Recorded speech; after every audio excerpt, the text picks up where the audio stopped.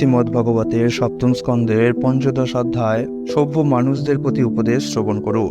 নারদ মুনি বললেন, হে রাজেন, কোনো কোনো ব্রাহ্মণেরা সকাম কর্মের প্রতি অত্যন্ত আসক্ত, কোনো কোনো ব্রাহ্মণেরা তপস্যার প্রতি আসক্ত এবং অন্য অনেক ব্রাহ্মণেরা বেদ অধ্যয়নে আসক্ত। কিন্তু কয়েকজন আছেন যারা সংখ্যায় অল্প হলেও তারা জ্ঞানের অনুশীলন করেন এবং বিভিন্ন যোগের, বিশেষ করে ভক্তিযোগের অনুশীলন করেন। পিতৃপুরুষদের মুক্তিগামী ব্যক্তি জ্ঞাননিষ্ঠ ব্রাহ্মণদের দান করবেন। এই প্রকার উন্নত ব্রাহ্মণের অভাবে কর্মনিষ্ঠ কর্মকাণ্ড পরায়ণ ব্রাহ্মণকে দান করা যেতে পারে। দেবপক্ষে কেবল 2 জন ব্রাহ্মণকে নিমন্ত্রণ করা উচিত এবং পিতৃপক্ষে 3 জন ব্রাহ্মণকে নিমন্ত্রণ করা উচিত, অথবা উভয় পক্ষে কেবল 1 জন ব্রাহ্মণকে ভোজন করানোই যথেষ্ট হবে। অত্যন্ত ঐশ্বর্যশালী হলেও এই অনুষ্ঠানে ব্যয়বহুল আয়োজন করা উচিত নয়। শ্রাদ্ধ অনুষ্ঠানের সময় যদি অনেক ব্রাহ্মণ এবং আত্মীয় স্বজনদের ভোজন করানোর ব্যবস্থা করা হয়, তাহলে দেশ কালোচিত শ্রদ্ধা, দ্রব্য, পাত্র এবং অর্চনা যথাযোগ্যভাবে অনুষ্ঠিত হতে পারে না।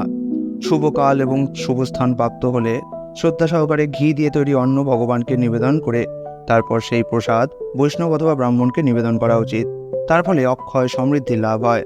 দেবতা, ঋষি, পিতৃ, সাধারণ মানুষ, আত্মীয় স্বজন এবং বন্ধু বান্ধবদের সকলকেই ভগবানের ভক্তরূপে দর্শন করে প্রসাদ নিবেদন করা উচিত।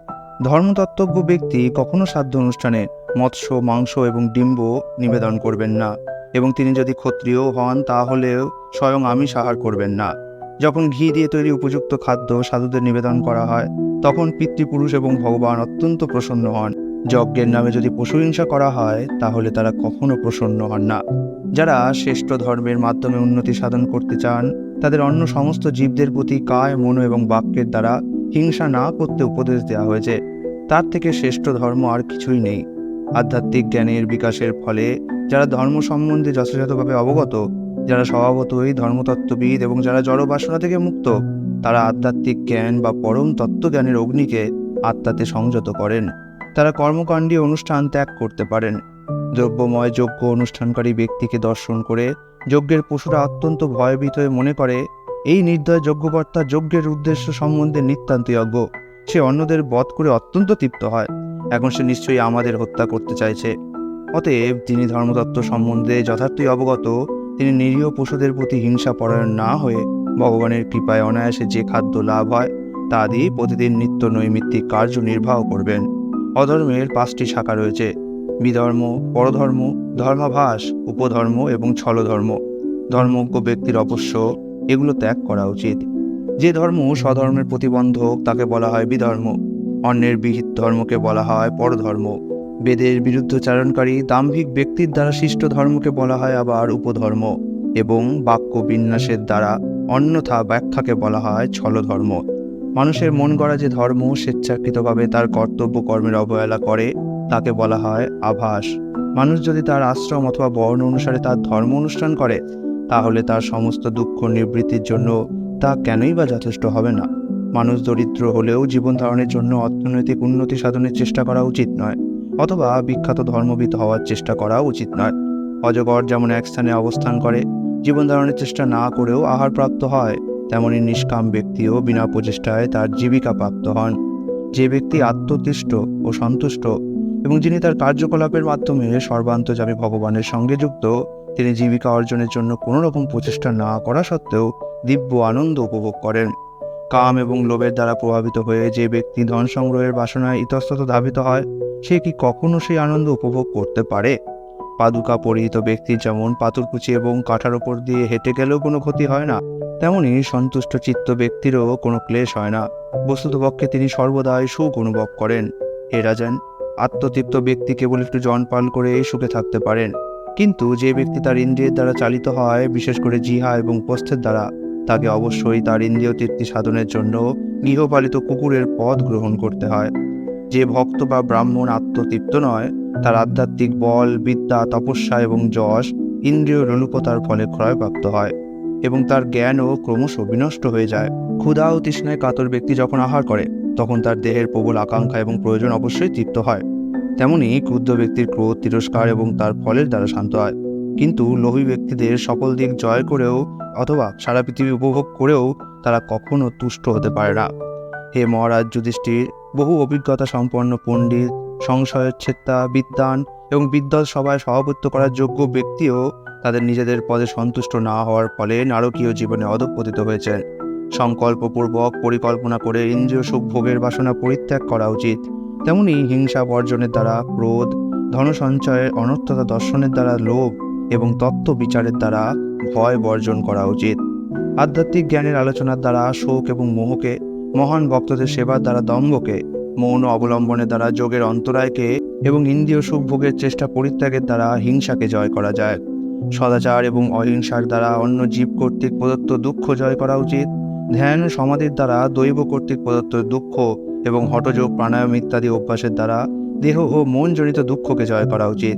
তেমনি সত্ত্বগুণের বিকাশের দ্বারা, বিশেষ করে আহারের মাধ্যমে, নিদ্রা জয় করা উচিত। সত্ত্বগুণের বিকাশের দ্বারা রজ এবং তমগুণকে জয় করা কর্তব্য এবং তারপর উদাসীনের দ্বারা সত্ত্বগুণকে জয় করে শুদ্ধ সত্ত্বের স্তরে উন্নীত হওয়া উচিত। শ্রদ্ধা সহকারে শ্রী গুরুদেবের সেবা করার দ্বারা তা অনায়াসে সম্ভব হয়। এইভাবে প্রকৃতির গুণের প্রভাব অবশ্যই জয় করা যায়। শ্রী গুরুদেবকে সাক্ষাৎ ভগবান বলে মনে করা উচিত, কারণ তিনি দিব্য জ্ঞান রূপ দীপের আলো প্রদান করেন। তাই যে ব্যক্তি শ্রী গুরুদেবকে একজন সাধারণ মানুষ বলে মনে করে দুর্বুদ্ধি পোষণ করে, তার অবশ্যই সর্বনাশ হয় রাজন। তার আধ্যাত্মিক উপলব্ধি, বৈদিক শাস্ত্র অধ্যয়ন এবং জ্ঞান হস্তি শানের মতো ব্যর্থ হয়। ভগবান শ্রীকৃষ্ণ প্রধান এবং পুরুষের ঈশ্বর। তার শ্রী পাদপদ্ম ব্যাসদেবাদী যোগেশ্বরদেরও অন্বেষণীয়, কিন্তু তা সত্ত্বেও মূর্খেরা তাকে একজন সাধারণ মানুষ বলে মনে করে। ক্রিয়াকর্মের অনুষ্ঠান, বিধিনিষেধ, তপস্যা এবং যোগ সাধনের উদ্দেশ্য হচ্ছে মন এবং ইন্দ্রিয়কে সংযত করা। কিন্তু মন এবং ইন্দ্রিয়কে সংযত করার পরেও সে যদি ভগবানের ধ্যান ধারণা করতে না পারে, তাহলে তার এই সমস্ত কার্যকলাপ ব্যর্থ পরিশ্রম মাত্র। পেশাদারী কার্যকলাপ অথবা ব্যবসা যেমন পারমাত্মিক উন্নতি সাধনে সাহায্য না করে কেবল জড়বন্ধনেরই কারণ হয়, তেমনি বৈদিক কর্মের অনুষ্ঠানের ফলে ভগবত বিমুখ অভক্তের কোনোই লাভ হয় না। যে ব্যক্তি তার মনকে জয় করতে ইচ্ছুক, তার অবশ্য কর্তব্য আত্মীয় স্বজনদের সঙ্গ ত্যাগ করে দূষিত সঙ্গ থেকে মুক্ত হয়ে নির্জন স্থানে বাস করা এবং কেবল দেহ ধারণের জন্য মিতাহারী হয়ে যতটুকু প্রয়োজন কেবল ততটুকুই ভিক্ষা করা। হে রাজন, যোগ অভ্যাস করার জন্য পবিত্র তীর্থস্থানের সমতল ক্ষেত্রে আসন স্থাপন করা উচিত এবং ঋজুভাবে সুখে সেই আসনে উপবেশন পূর্বক চিত্ত স্থির করে বৈদিক প্রণব মন্ত্র জপ করা কর্তব্য। নাসিকার অগ্রভাগে দৃষ্টি স্থির করে অভিজ্ঞ যোগী পূরক, কুম্ভক এবং রেচক দ্বারা প্রাণ এবং অপান বায়ুকে সম্পূর্ণরূপে নিরোধ করে মনের সমস্ত বাসনা পরিত্যাগ করবেন। মন যখনই কামের দ্বারা পরাভূত হয়ে ইন্দ্রিয় সুখ ভোগের প্রতি ধাবিত হয়, যোগী তৎক্ষণাৎ তাকে আহরণ করে হৃদয়ের মধ্যে নিরুদ্ধ করেন। এইভাবে নিয়ত অভ্যাস করার ফলে যোগীর চিত্ত অল্পকালের মধ্যেই ধূম্রবিহীন অগ্নির মতো স্থির এবং অবিচল হয়ে যায়। চেতনা যখন আর কাম বাসনার দ্বারা কলুষিত হয় না, তখন তা সমস্ত কার্যকলাপে প্রশান্ত হয়, কারণ তখন নিত্য আনন্দময় জীবনে অধিষ্ঠিত হওয়া যায়। একবার সেই স্তরে অধিষ্ঠিত হয়ে গেলে আর জড়জাগতিক কার্যকলাপে ফিরে আসতে হয় না। যে ব্যক্তি সন্ন্যাস গ্রহণ করেন, তিনি জড়জাগতিক কার্যকলাপের ভিত্তিস্বরূপ ধর্ম, অর্থ এবং কাম এই ত্রিবর্গের ক্ষেত্রেও গৃহস্থ আশ্রম অবশ্যই পরিত্যাগ করেন। যে ব্যক্তি সন্ন্যাস গ্রহণ করবার পর এই প্রকার জড়জাগতিক কার্যকলাপে ফিরে আসে, তাকে বলা হয় পান্তাসী, বা যে তার নিজের বমি ভক্ষণ করে, সে অবশ্যই নির্লজ্জ। যে সমস্ত সন্ন্যাসী দেহকে মরণশীল বলে মনে করে এবং চরমে দেহটি বিষ্ঠা, কৃমি এবং ভস্মে পরিণত হবে বলে মনে করে, কিন্তু পুনরায় দেহের গুরুত্ব দিয়ে তাকে আত্মা বলে তার মহিমা কীর্তন করে, তারা সবচাইতে মূর্খ। গৃহস্থের স্বাস্থ্যবিধ, ক্রিয়া ত্যাগ, গুরুর তত্ত্বাবধানে অবস্থানকারী ব্রহ্মচারীর ব্রহ্মচর্যের ব্রত পালন না করা, বানপ্রস্থ আশ্রমীর গ্রামে বাস করে তথাকথিত সমাজ সেবার কাজে যুক্ত হওয়া এবং সন্ন্যাসীর ইন্দ্রিয় সুখ ভোগের প্রতি আসক্তি অত্যন্ত নিন্দনীয়। যে ব্যক্তি এইভাবে আচরণ করে, সে আশ্রমের কলঙ্ক এবং আশ্রমস্থ অন্যের বিড়ম্বনাকারী। এই সমস্ত প্রতারকেরা ভগবানের বহিরঙ্গা শক্তির দ্বারা বিমোহিত এবং তাদের যে কোনো পথ থেকে সরিয়ে দেওয়া উচিত, অথবা তাদের প্রতি অনুকম্পাপূর্বক সম্ভব হলে শিক্ষা দেওয়া উচিত, যাতে তারা তাদের মূল পদে পুনরায় অধিষ্ঠিত হতে পারে। মনুষ্য শরীরের উদ্দেশ্য হচ্ছে আত্মা এবং পরমাত্মা ভগবানকে জানা। তারা উভয় চিন্ময় স্তরে অবস্থিত। উন্নত জ্ঞানের প্রভাবে নির্মল হলে তাদের উভয়কেই জানা যায়। অতএব মূর্খ এবং লোভী ব্যক্তি কি কারণে এবং কার ইন্দ্রিয় তৃপ্তি সাধনের উদ্দেশ্যে তার দেহ ধারণ করে আছে? আধ্যাত্মবাদী জ্ঞানীরা ভগবানের সৃষ্ট শরীরটিকে একটি রথের সঙ্গে তুলনা করেন। ইন্দ্রিয়গুলি তার অশ্ব, ইন্দ্রিয়াপতি মন তার লাগাম, ইন্দ্রিয়ের বিষয় গন্তব্যস্থল, আর বুদ্ধি হচ্ছে সারথি, এবং সারা শরীর জুড়ে ব্যাপ্ত চেতনা এই বন্ধনের কারণ। দেহের অভ্যন্তরস্থ 10টি বায়ু সেই রথের চাকার অক্ষ, সেই চাকার উপরিভাগ ও নিম্নভাগ ধর্ম এবং অধর্ম, দেহাত্মবুদ্ধি সমন্বিত জীব সেই রথের রথী, বৈদিক মন্ত্র প্রণব হচ্ছে ধনুক, আর শুদ্ধ সত্য জীব হচ্ছে স্বয়ং বাণ, এবং ভগবান হচ্ছেন লক্ষ্য।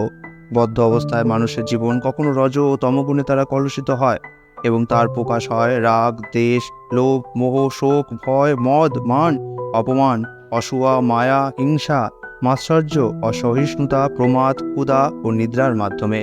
এগুলি জীবের শত্রু। কখনো কখনো মানুষের ধারণা সত্যগুণের দ্বারাও কলুষিত হতে পারে।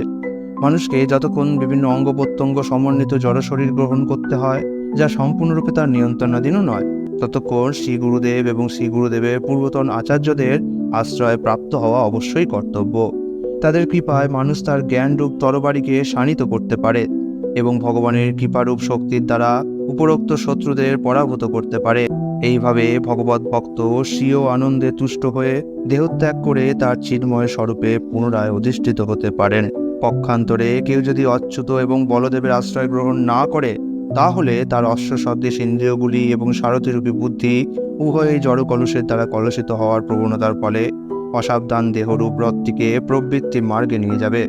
এইভাবে যখন সে আহার, নিদ্রা এবং মৈথুনরূপ বিষয়দস্যুর দ্বারা পুনরায় আকৃষ্ট হয়, তখন সেই দস্যুরা অশ্ব এবং সারথি সহ তাকে সংসাররূপ অন্ধকূপে নিক্ষেপ করে, এবং সে তখন পুনরায় অত্যন্ত বিপজ্জনক এবং ভয়ঙ্কর জন্ম মৃত্যুর চক্রে পতিত হয়। বেদবিহিত কর্ম হলো দুই প্রকার: প্রবৃত্তি এবং নিবৃত্তি। প্রবৃত্তি কর্ম অনুষ্ঠানের দ্বারা নিম্নস্তরের জীবন থেকে উচ্চস্তরের জীবনে উন্নতি সাধন হয়, আর নিবৃত্তির দ্বারা জড় বাসনার নিবারণ হয়। প্রবৃত্তি কর্মের দ্বারা জড়জগতের বন্ধন ভোগ করতে হয়, কিন্তু নিবৃত্তির দ্বারা শুদ্ধ হয়ে নিত্য আনন্দময় জীবন উপভোগ করা যায়।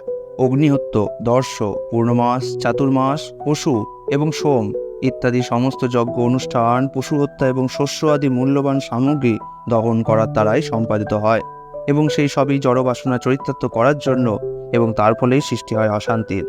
এই প্রকার যজ্ঞ অনুষ্ঠান, বৈশ্যদেব পূজা এবং বলিহরণ অনুষ্ঠান, যেগুলি জীবনের উদ্দেশ্য বলে মনে করা হয়, এবং দেবালয় নির্মাণ, পান্থশালা এবং উদ্যান নির্মাণ, পানীয় জল বিতরণের জন্য কূপ খনন, খাদ্য বিতরণ কেন্দ্র স্থাপন এবং জনসাধারণের কল্যাণের জন্য বিভিন্ন কার্যানুষ্ঠান, এসবই জড় বিষয়ের প্রতি আসক্তিরই লক্ষণ। হে মহারাজ যুধিষ্ঠির, কেউ যখন ঘি মিশ্রিত শস্য, জব, তিল যজ্ঞাগ্নিতে আহুতিরূপ নিবেদন করে, তখন তা দিব্য ধূমে পরিণত হয়, যা তাকে ধূমা, রাত্রি, কৃষ্ণপক্ষ, দক্ষিণায়ন এবং চরমে চন্দ্রে নিয়ে যায়। তারপর যজ্ঞকর্তা পৃথিবীতে প্রত্যাবর্তন করে ঔষধি লতা এবং শস্যে পরিণত হয়। সেগুলি বিভিন্ন জীব আহার করার ফলে তা তাদের বীজে পরিণত হয়, যা স্ত্রী শরীরে প্রবিষ্ট হয়। এইভাবে বারবার তার জন্ম হয়। গর্ভাধান সংস্কারের দ্বারা ব্রাহ্মণ তার পিতামাতার কৃপায় তার দেহ প্রাপ্ত হন। এই গর্ভাধান থেকে শুরু করে জীবনের শেষে অন্ত্যেষ্টিক্রিয়া পর্যন্ত মানুষকে পবিত্র করবার জন্য আরও অনেক সংস্কার রয়েছে। এইভাবে পবিত্র হওয়ার ফলে যোগ্য ব্রাহ্মণ জড়জাগতিক কার্যকলাপ, যজ্ঞ অনুষ্ঠানের প্রতি উদাসীন হন এবং পূর্ণ জ্ঞানে ইন্দ্রিয় যোগকে জ্ঞানাগ্নির আলোকে উদ্ভাসিত কর্মেন্দ্রিয়গুলিকে আহুতি দেন। মন সর্বদা সংকল্প এবং বিকল্পের তরঙ্গে বিক্ষুব্ধ হয়ে থাকে। তাই ইন্দ্রিয়ের সমস্ত কার্যকলাপ মনকে নিবেদন করা উচিত। তারপর মনকে বাক্যে নিবেদন করা উচিত, বাক্যকে বর্ণ সমুদয়, বর্ণ সমুদয়কে ওঙ্কারে, ওঙ্কারকে বিন্দুতে, বিন্দুকে নাদে, নাদকে প্রাণে, তারপর অবশিষ্ট জীবকে ব্রহ্মে নিবেদন করা উচিত। এটিই হলো যজ্ঞের পন্থা। ঊর্ধ্বগামী জীব ক্রমশ অগ্নি, সূর্য, দিবা, সন্ধ্যা, শুক্লপক্ষ, পূর্ণিমা, উত্তরায়ণ এবং তাদের দেবতাদের প্রাপ্ত হন। তারপর জীব যখন ব্রহ্মলোকে প্রবেশ করেন, তখন তিনি কোটি কোটি বৎসর দীর্ঘ আয়ু প্রাপ্ত হন এবং অবশেষে তার স্থূল জড় উপাধিরও সমাপ্তি হয়। তিনি তখন সূক্ষ্ম উপাধি প্রাপ্ত হন। তারপর সেই সূক্ষ্ম উপাধিকে কারণে লয় করে তিনি কারণ উপাধি প্রাপ্ত হন। তখন তিনি তার পূর্বের অবস্থা সাক্ষী রূপে দর্শন করেন। সেই কারণ উপাধি লয় করে তিনি তার বিশুদ্ধ অবস্থা প্রাপ্ত হন, যে অবস্থায় তিনি পরমাত্মার সঙ্গে সম্পর্কের ভিত্তিতে তার পরিচয় দর্শন করেন। এইভাবে জীব চিন্ময়ত্ব লাভ করেন। আধ্যাত্মিক উন্নতি সাধনের এই পন্থা তাদের জন্য যারা যথার্থই পরম সত্যকে উপলব্ধি করেছেন। দেবযান নামক এই মার্গে বারবার জন্মগ্রহণ করবার পর মানুষ এই ক্রমোন্নতির স্তরগুলি প্রাপ্ত হন। যিনি আত্মস্থ হওয়ার ফলে সমস্ত জড় বাসনা থেকে সর্বতভাবে মুক্ত, তাকে বারবার জন্ম মৃত্যুর মার্গে বিচরণ করতে হয় না। যে ব্যক্তি পিতৃযান এবং দেবযান মার্গ পূর্ণরূপে অবগত এবং বৈদিক জ্ঞানের প্রভাবে যার চক্ষু উন্মিলিত হয়েছে, তিনি জড়শরীরে অবস্থান করলেও কখনো মোহাচ্ছন্ন হন না। যিনি সব কিছুর এবং সমস্ত জীবের অন্তর এবং বাইরে, আদিতে এবং অন্তে, ভোগ্য এবং ভোক্তায়, উৎকৃষ্ট এবং নিকৃষ্টে, তিনিই পরম সত্য। তিনি সর্বদাই জ্ঞান এবং জ্ঞেয় রূপে, বাচক ও বাচ্য রূপে এবং অন্ধকার ও আলোক রূপে বর্তমান। এইভাবে পরমেশ্বর ভগবানই সবকিছু। দর্পণে সূর্যের প্রতিবিম্বকে মিথ্যা বলে মনে করা হলেও যেমন তার প্রকৃত অস্তিত্ব রয়েছে, তেমনি কল্পনাপ্রসূত জ্ঞানের দ্বারা বাস্তব বলে কিছু নেই, সেই কথা প্রমাণ করা অত্যন্ত কঠিন হবে। এই জগতে 5টি উপাদান রয়েছে: মাটি, জল, আগুন, বায়ু এবং আকাশ। কিন্তু শরীর সেগুলির প্রতিবিম্ব নয় অথবা সেগুলির সমন্বয় বা বিকারও নয়। যেহেতু শরীর এবং তার উপাদানগুলি পৃথক নয় অথবা সমন্বিত নয়, তাই এই সমস্ত মতবাদ নিতান্তই ভিত্তিহীন। দেহ যেহেতু পঞ্চভূতের দ্বারা গঠিত, তাই সূক্ষ্ম তন্মাত্র রূপ অবয়ব ব্যতি রেখে তার অস্তিত্ব থাকতে পারে না। অতএব যেহেতু দেহ মিথ্যা, ইন্দ্রিয়ের বিষয়গুলি স্বভাবত মিথ্যা বা অনিত্য। যখন কোনো বস্তুকে তার অংশ থেকে আলাদা করে দেওয়া হয়, তখন তাদের সাদৃশ্য স্বীকার করা হলে তাকে ভ্রম বলা যেতে পারে। মানুষ যখন স্বপ্ন দেখে, তখন সে জাগরণ এবং নিদ্রার মধ্যে পার্থক্য সৃষ্টি করে। এই প্রকার মানসিক অবস্থাতে বিধিনিষেধ সমন্বিত স্বাস্থ্য নির্দেশের ব্যবস্থা রয়েছে। ভাব, ক্রিয়া এবং দ্রব্যের অদ্বৈত বিবেচনা করে এবং আত্মাকে সমস্ত কার্য এবং কারণ থেকে পৃথক বলে উপলব্ধি করে মনি তার উপলব্ধি অনুসারে জাগ্রত, স্বপ্ন এবং সুষুপ্তি, এই 3টি অবস্থা অবশ্যই পরিত্যাগ করবেন। মানুষ যখন বুঝতে পারে যে কার্য ও কারণ এক এবং তাদের ভেদ বস্ত্রের তন্তু ও বস্ত্রকে ভিন্ন বলে মনে করার মতো চরমে অবাস্তব, তখন এই একত্বের বিচারকে বলা হয় ভাবাদ্বৈত। হে মহারাজ যুধিষ্ঠির, যখন মন, বাক্য এবং শরীরের দ্বারা অনুষ্ঠিত সমস্ত কর্ম সাক্ষাৎ ভগবানের সেবায় সমর্পণ করা হয়, তাকে ক্রিয়াদ্বৈত বলে। যখন নিজের, পত্নীর, পুত্রের, আত্মীয় স্বজনদের এবং অন্য সমস্ত জীবদের স্বার্থ এক হয়, তাকে বলা হয় দ্রব্যাদ্বৈত। হে মহারাজ যুধিষ্ঠির, সাধারণ অবস্থায় যখন কোনো বিপদের সম্ভাবনা থাকে না, তখন মানুষের কর্তব্য তার জীবনের স্তর অনুসারে অনিষিদ্ধ বস্তু, প্রচেষ্টা, উপায় এবং স্থানে তার বিহিত কার্যকলাপ সম্পাদন করা, অন্য কোনো উপায় নয়। হে রাজন, এই সমস্ত নির্দেশ অনুসারে এবং বেদের অন্যান্য নির্দেশ অনুসারে স্বধর্ম অনুষ্ঠান করা উচিত, যাতে ভগবান শ্রীকৃষ্ণের ভক্ত হওয়া যায়। তার ফলে গৃহে অবস্থানকালেও জীবনের চরম লক্ষ্যে উপনীত হওয়া যায়। হে মহারাজ যুধিষ্ঠির, ভগবানের প্রতি সেবার ফলে আপনারা পাণ্ডবেরা অসংখ্য রাজা এবং দেবতাদের দ্বারা সৃষ্ট মহা বিপদ থেকে উদ্ধার লাভ করেছেন। শ্রীকৃষ্ণের শ্রীপাদপদ্মের সেবা করার দ্বারা আপনি দীঘস্থির মতো মহাবলবান শত্রুদের জয় করে যজ্ঞের উপকরণ আহরণ করেছেন। ভগবানের কৃপায় আপনি ভববন্ধন থেকে মুক্ত হন। বহুকাল পূর্বে অন্য এক মহাকল্পে আমি উপবর্হণ নামক এক গন্ধর্ব ছিলাম।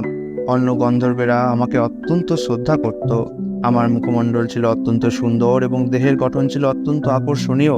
ফুলমালা এবং চন্দনে অলঙ্কৃত আমি পুরস্ত্রীদের অত্যন্ত প্রিয় ছিলাম। তার ফলে মোহাচ্ছন্ন হয়ে আমি সর্বদা কামনমত্ত ছিলাম। একসময় দেবতাদের সভায় ভগবানের মহিমা কীর্তনের এক সংকীর্তন উৎসব হয়েছিল এবং প্রজাপতিরা সেই উৎসবে যোগদান করবার জন্য গন্ধর্ব এবং অপ্সরাদের নিমন্ত্রণ করেছিলেন। সেই উৎসবে নিমন্ত্রিত হয়ে আমিও স্ত্রীগণ পরিবৃত হয়ে সেখানে গিয়ে দেবতাদের মহিমা গাইতে শুরু করেছিলাম। তার ফলে ব্রহ্মাণ্ডের অধ্যক্ষ প্রজাপতিগণ প্রবলভাবে আমাকে অভিশাপ দিয়েছিলেন, তোমার এই অপরাধের ফলে তুমি এক্ষুনি তোমার সৌন্দর্য রহিত হয়ে শূদ্ররূপে জন্মগ্রহণ করো। যদিও আমি দাসীর গর্ভে শূদ্ররূপে জন্মগ্রহণ করেছিলাম, তবুও বেদজ্ঞ বৈষ্ণবদের সেবা করবার ফলে আমি এই জন্মে ব্রহ্মার পুত্ররূপে জন্মগ্রহণ করার সৌভাগ্য অর্জন করেছি। ভগবানের পবিত্র নাম কীর্তন করবার পন্থা এমনই শক্তিশালী যে তার প্রভাবে গৃহস্থেরা অনায়াসে সেই চরম ফল লাভ করতে পারেন যা সন্ন্যাসীদের প্রাপ্য। হে মহারাজ যুধিষ্ঠির, আমি এখন আপনার কাছে ধর্মের সেই পন্থা বর্ণনা করলাম। এই জগতে আপনারা পাণ্ডবগণ এতই ভাগ্যবান যে সমগ্র ব্রহ্মাণ্ড পবিত্র করতে পারেন যে সমস্ত মহর্ষিগণ, তারা আপনাদের দর্শন করবার জন্য আপনাদের গৃহে আসেন। অধিকন্তু পরমেশ্বর ভগবান শ্রীকৃষ্ণ ঠিক আপনার ভাইয়ের মতো আপনাদের গৃহে অত্যন্ত গুরুরূপে অবস্থান করছেন। আহা, কি আশ্চর্যের বিষয়! মহান ঋষিরা মুক্তি এবং চিন্ময় আনন্দ লাভের জন্য যার অন্বেষণ করেন, সেই পরম ব্রহ্ম ভগবান শ্রীকৃষ্ণ আপনাদের পরম শুভাকাঙ্ক্ষী, সুহৃদ, মাতুল পুত্র, আত্মা, পূজনীয় পরিচালক এবং গুরুরূপে আচরণ করছেন। সেই পরমেশ্বর ভগবান এখন এখানে উপস্থিত, যার রূপ ব্রহ্মা, শিব আদি মহাপুরুষরাও বুঝতে পারেন না। ভক্তদের নিষ্ঠাপূর্ণ আত্মসমর্পণের জন্য তিনি তাদের দ্বারা উপলব্ধ হন। সেই পরমেশ্বর ভগবান, যিনি তার ভক্তদের পালক এবং যিনি মৌনতা, ভক্তি এবং জড় কার্যকলাপের নিবৃত্তির দ্বারা পূজিত হন, তিনি আমাদের প্রতি প্রসন্ন হন। শ্রী সুখদেব গোস্বামী বললেন, ভরত কুলশ্রেষ্ঠ মহারাজ যুধিষ্ঠির নারদ মুনির বর্ণনা থেকে এইভাবে সবকিছু জানতে পেরেছিলেন। তার উপদেশ শ্রবণ করবার পর তিনি অন্তরে অত্যন্ত গভীর আনন্দ অনুভব করেছিলেন এবং ভগবত প্রেমে বিহ্বল হয়ে তিনি ভগবান শ্রীকৃষ্ণের পূজা করেছিলেন। শ্রীকৃষ্ণ এবং মহারাজ যুধিষ্ঠিরের দ্বারা পূজিত হয়ে নারদ মুনি তাদের কাছ থেকে বিদায় নিয়ে সেখান থেকে প্রস্থান করেছিলেন। মাতুল পুত্র শ্রীকৃষ্ণ যে পরমেশ্বর ভগবান, সেই কথা শুনে যুধিষ্ঠির মহারাজও বিস্ময়ে হতবাক হয়েছিলেন। এই ব্রহ্মাণ্ডের সমস্ত গ্রহলোকে দেবতা, অসুর, মনুষ্য আদি চর এবং অচর বিভিন্ন প্রকার জীব রয়েছে। তারা সকলে মহারাজ দক্ষের কন্যা থেকে উৎপন্ন হয়েছে। আমি তাদের সম্বন্ধে এবং তাদের বিভিন্ন বংশ সম্বন্ধে বর্ণনা করলাম। ইতি শ্রীমদ্ভগবতের সপ্তম স্কন্ধের সভ্য মানুষদের প্রতি উপদেশ নামক ৫ম অধ্যায়ের ভক্তিবেদান্ত অনুবাদ সম্পূর্ণ হলো। হরে কৃষ্ণ।